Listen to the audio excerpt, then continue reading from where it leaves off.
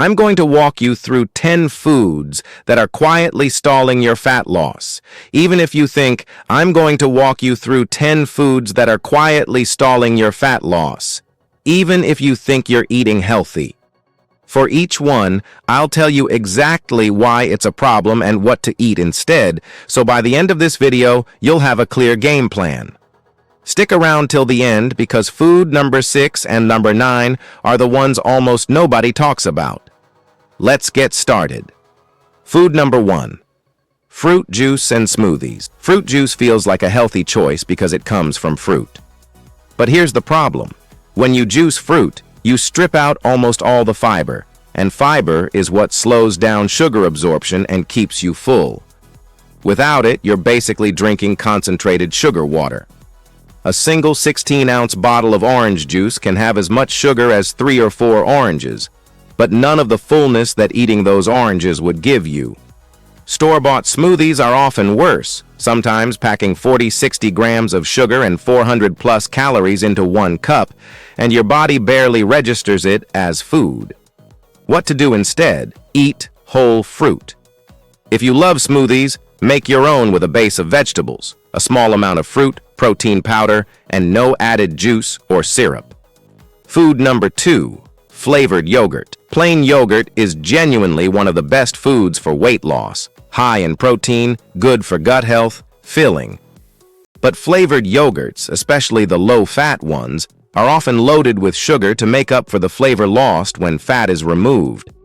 Some flavored yogurts have more sugar per serving than a candy bar. The low-fat label tricks people into thinking it's automatically a diet food, when in reality, it can have more calories from added sugar than the full-fat version. What to do instead? Buy plain Greek yogurt and add your own toppings, berries, cinnamon, a drizzle of honey in controlled amounts. You control the sugar, not the manufacturer. Food number 3. Granola and healthy. Cereal granola has this reputation as a wholesome, crunchy health food. In reality, most store-bought granola is baked in oil and sugar or honey to get that crunchy, clumpy texture. A half-cup serving, which is smaller than most people actually eat, can run 250–300 calories, and most people pour way more than that into their bowl. Cereals marketed with words like whole grain, fiber, or heart healthy often still have added sugar as one of the first 3 ingredients. What to do instead? Check the ingredient list, not just the front of the box. Look for granola or cereal with under 5 grams of sugar per serving, or make your own granola so you control the oil and sugar. Food number 4. Salad dressings and sauces. This one catches so many people off guard because they think they're eating healthy by ordering a salad. But a few tablespoons of ranch, Caesar, or honey mustard dressing can add 200–400 calories to your meal, more calories than the salad itself. Sauces are the same story. Teriyaki, BBQ, and many healthy bottled sauces are loaded with sugar and sodium to boost flavor and shelf life. What to do instead? Use vinaigrettes made with olive oil, vinegar, and lemon, and always ask for dressing on the side so you control the amount. A little goes a long way when you dip your fork instead of pouring it on. Food number 5. Protein and energy bars. Protein bars are one of the most disguised junk foods on the market. Many of them are essentially candy bars with a marketing makeover, high in sugar, syrups, and processed fillers, just with a bit of added protein powder to justify the protein bar label. Some popular bars have as much sugar as a chocolate bar, and their calorie counts, 250–350 per bar, add up fast if you're eating one as a healthy snack on top of your regular meals. What to do instead? Look for bars with under 10 grams of sugar and at least 10–15 grams of protein, or make your own with nuts, protein powder, and a small amount of natural sweetener. Food number 6. Diet soda and artificial sweeteners. This is the one I mentioned in the intro. Diet soda has 0 calories, so on paper it seems perfect for weight loss. But research suggests artificial sweeteners can mess with your cravings and your relationship with sweetness. Some studies link regular diet soda consumption to increased appetite and sugar cravings later in the day, potentially because your brain expects calories that never come. It's not that one diet soda will ruin your progress. It's that regularly training your taste buds to expect intense sweetness can make whole, unprocessed foods taste bland and unsatisfying by comparison, making it harder to stick to a healthy diet long term. What to do instead? Sparkling water with a splash of real fruit juice or a slice of lemon-knocked lime. Slowly reduce your dependence on intensely sweet flavors. Food number 7. Fried healthy snacks.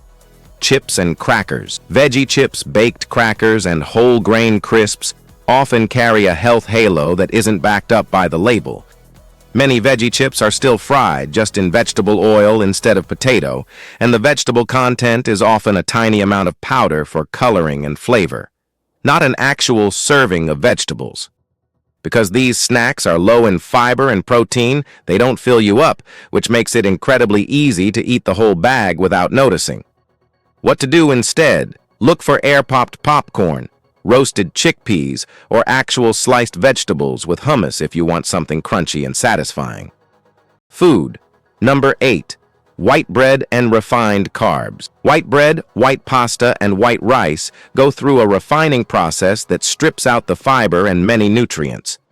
What's left digests quickly, causing a fast spike in blood sugar followed by a crash, and that crash often triggers hunger and cravings just a couple hours later. This doesn't mean carbs are the enemy. It's specifically the refined, stripped versions that cause problems for appetite control. What to do instead? Swap in whole grain bread, brown rice, quinoa, or whole wheat pasta. The fiber slows digestion and keeps you fuller for longer. Food number 9.